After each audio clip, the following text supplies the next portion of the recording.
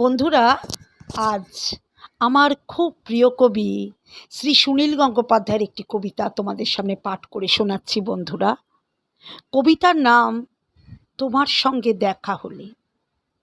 তোমার সঙ্গে দেখা হলে জিজ্ঞেস করতাম, তুমি মানুষকে ভালোবাসো না, অথচ দেশকে ভালোবাসো কেন?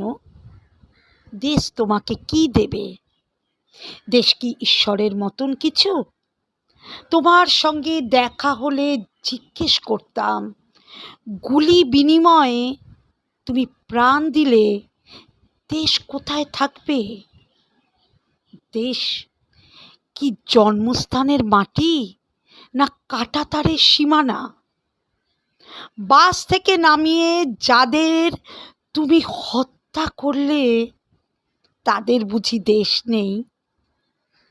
তোমার সঙ্গে দেখা হলে জিজ্ঞেস করতাম, তুমি কি করে জানলে আমি তোমার শত্রু?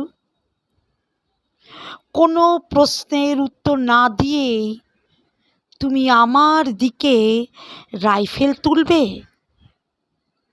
এমন ভালোবাসাহীন দেশপ্রেমিক হয়?